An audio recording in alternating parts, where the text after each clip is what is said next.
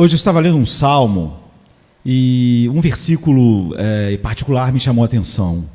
O versículo diz assim: até meu amigo íntimo, em quem eu confiava, que comeu o meu pão, ergueu o calcanhar contra mim. É o Salmo 41, verso 9.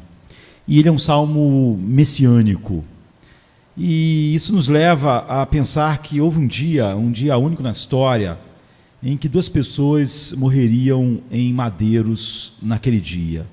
Um pendurado em uma cruz e outro balançando em um galho na ponta de uma corda. A amizade entre eles, ao que tudo indica, durou mais de 3 anos. Eles comeram juntos, eles riram juntos, eles proclamaram o reino juntos, expulsaram demônios juntos, lutaram com os fariseus juntos, e nós podemos dizer que o Rei do Céu se inclinou do seu trono e convidou um homem comum para ser uma das 12 pessoas mais próximas a ele. E eles, noite e dia, estiveram juntos. Noite e dia este homem teve comunhão com o seu Criador, e ambos morreram no madeiro no mesmo dia. Ambos estiveram debaixo, eu diria, da maldição de Deus, amaldiçoados por Deus. Como a Bíblia diz, maldito todo aquele que for pendurado no madeiro, como está em Gálatas 3:13. Então, um traído, o outro traidor. O esquema infame dessa história soa familiar para nós, seguindo o padrão de Sansão e Dalila, Aitofel e Davi. É um esquema de duplicidade que nós encontramos no Salmo 41 e que tinha que ser cumprido naquele dia único que nós falamos. Em João 13:18, no Salmo 41:9, mostra isso: aquele que comeu o meu pão levantou o calcanhar contra mim. Então esse animal indisciplinado, entre aspas, atacaria o seu próprio mestre, seu benfeitor, seu senhor, e enquanto ainda, eu podia dizer, carregava as migalhas do banquete do rei em sua própria barba. Então ele ainda estava amargurado por Maria, por exemplo, a irmã de Lázaro, ter derramado um óleo tão caro nos pés de Jesus, como João 12, de 3-8 conta. E ele ficou indignado porque disse que era melhor ter sido dado o preço daquele bálsamo, né, daquele perfume em dinheiro, para que ele pudesse roubar um pouco antes de usar nas despesas deles. Ele falou que aquele dinheiro poderia ser usado para os pobres e não desperdiçado num bálsamo jogado aos pés de Jesus. Então ele foi até os inimigos de Jesus e vendeu Jesus pelo preço de um escravo. 30 moedas de prata era um preço de um escravo, como havia sido predito por Zacarias, em Zacarias 11, verso 12, e como diz Mateus 26, 14-16. Então, na noite seguinte, como Jesus sabia que, eu diria, a víbora finalmente atacaria, Jesus ficou com o espírito perturbado ao dizer para eles, pela última vez: um de vocês me trairá. É o que está em João 13, verso 21. Então, o salmista, ele capta nesse salmo messiânico essa angústia. Não é um inimigo que me provoca, ele está dizendo. Então, eu poderia suportar. Não é um adversário que me trata insolentemente. Então, eu poderia me esconder dele. Mas é você, um homem meu, igual, meu companheiro, meu amigo familiar. É o que o Salmo 55, 12 e 13 dizem. Então, nós podemos suportar a indignação furiosa de um inimigo, mas o ódio silencioso de um falso amigo Quem pode resistir? A adaga do companheiro ou do suposto amigo atinge não só o corpo, atinge a alma, né? E esses bajuladores sabem melhor onde atacar. E a relação prova apenas um reconhecimento mais doloroso ainda. Judas sabia onde Jesus estaria naquela noite. Ele disse: siga-me e eu os conduzirei até ele. Nós poderíamos perguntar, não é, se pudéssemos: você, Judas, não é, depois de tudo que você viveu, então nós buscamos o limite do nosso vocabulário para lançar nomes apropriados em sua vilania. O Pai chama os anjos do céu para ficarem horrorizados, chocados, indignados com essa visão, como, por exemplo, podemos ver em Jeremias 2, verso 12. Jesus diz: seria melhor para aquele homem se não tivesse nascido. É o que diz Marcos 14, 21. Seu nome se tornou a maldição do céu. Judas Iscariotes. A mesa estava posta para a última refeição, a ceia de Cristo com os discípulos. A noite da traição havia finalmente chegado. E Jesus, como João diz, tendo amado com amor perfeito aqueles que o Pai deu a ele, os amou até o fim, como está em João 13, verso 1. Então ele se levantou, sabendo que a morte o levaria de volta ao Pai. Ele enrolou uma toalha em volta da cintura, se abaixou para lavar os pés dos seus discípulos. É o que nós podemos ver em João 13, 3 a 5. E a ação imunda de Judas, a gente pode dizer, foi realizada com os pés limpos, lavados por quem ele vai trair. Jesus não era hipócrita. Então as palavras de Jesus falam profundamente para nós. Ele diz: eu digo a vocês que ouvem, amai os teus inimigos, fazei o bem aos que te odeiam, como está em Lucas 6, 27. Jesus sabia o tempo todo? É claro que sim, né? Jesus sabia que ele escolheu, e quem ele escolheu, quando viu Judas caminhando com ele todos os dias. Jesus diz perto do fim: não vos escolhi eu, os 12, no entanto, um de vocês é um demônio, como está em João 6,70. Naquela noite, ele disse que nem todos serão limpos do pecado, pois eu sei quem eu escolhi, como está em João 13,18. Então sua predição final serviu a um propósito claro, afirmar mesmo naquele instante, especialmente naquele instante, que ele era o divino eu sou, que ele estava no controle, que toda a história era a história que ele mesmo abraçou, como está em João 13,19. O filho, ele era o filho do autor de todos os decretos eternos e até deste capítulo mais escuro da história.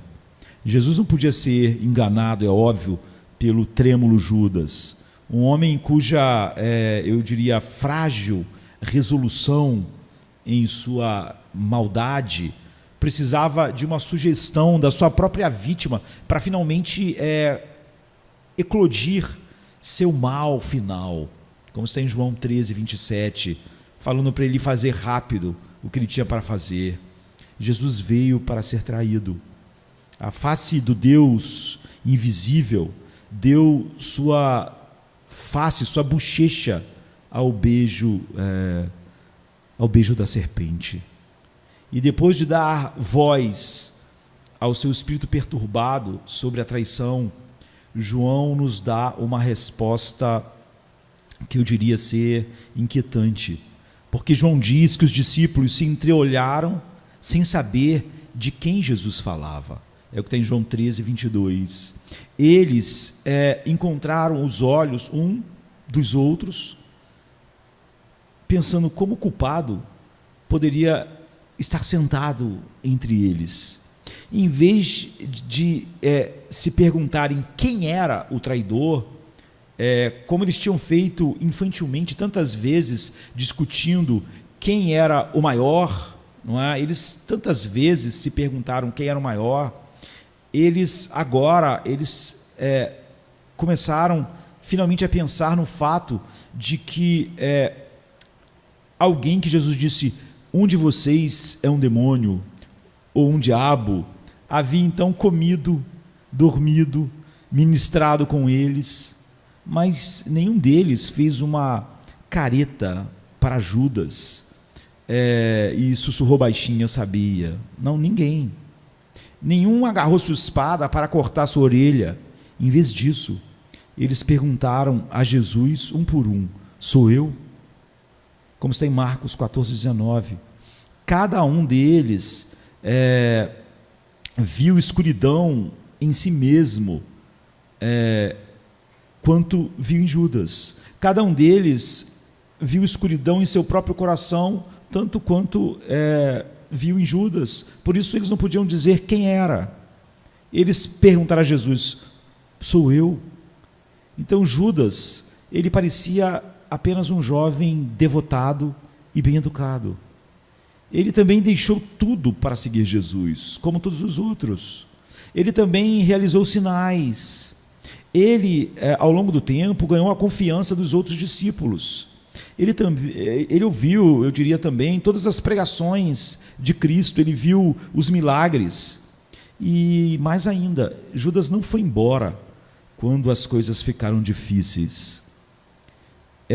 Ele teria garantido mais respeito ao fingir ter um grande cuidado para com os pobres, por exemplo, como está em João 12, 5 a 6.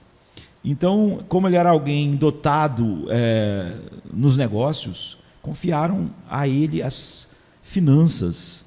Então, eu diria que esse filho das trevas envolveu-se em luz. Mas a pergunta que nós temos que fazer já que todos eles perguntaram a Jesus, sou eu? Judas sabia que ele era um demônio? Ele sabia que ele tirava dinheiro, mas novamente era apenas uma moeda aqui, outra ali. Ele não estava machucando ninguém. Ele pensou.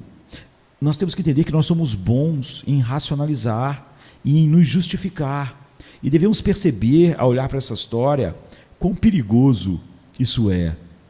Embora único na maneira como encerrou sua vida de pecado, traindo Jesus naquela noite, no entanto, nós temos que dizer que o caminho dele é um caminho familiar para a perdição, para muitos que parecem muito próximos de Jesus e que facilmente podem racionalizar várias coisas em sua vida.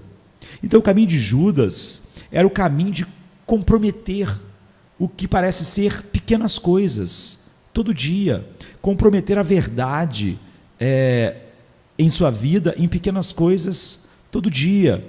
E nós também nos mostramos demônios quando vivemos em pecado secreto, em racionalizações, justificando com mil desculpas aquelas coisas nas quais nós temos nos apegado ou nos apegamos, claramente comprometendo a verdade de Deus. João, em 1 João 3,8 diz, quem pratica o pecado é do diabo, porque o diabo peca desde o princípio. Ou seja, quem continuamente vive assim e encontra justificativas, não é? Então a questão é, nós seguimos o caminho de Judas? Deixe o corpo oscilante de Judas na árvore lembrar a você de onde as grandes promessas do pecado de Satanás, aonde as grandes promessas do pecado e de Satanás levam o homem. E ao mesmo tempo, ao olhar para esse homem pendurado no madeiro, na ponta de uma corda, e lembrar onde as grandes promessas do pecado e de Satanás levam, contemple a glória do segundo homem, que também vai terminar o dia pendurado no madeiro. A glória do segundo homem que deu sua vida por seus amigos. Ele, esse homem, conspirou, entre aspas, com seu pai. Eu acho melhor até nós darmos o nome certo, né? Ele fez uma aliança para ser punido como um Judas, para salvar homens da linhagem de Judas.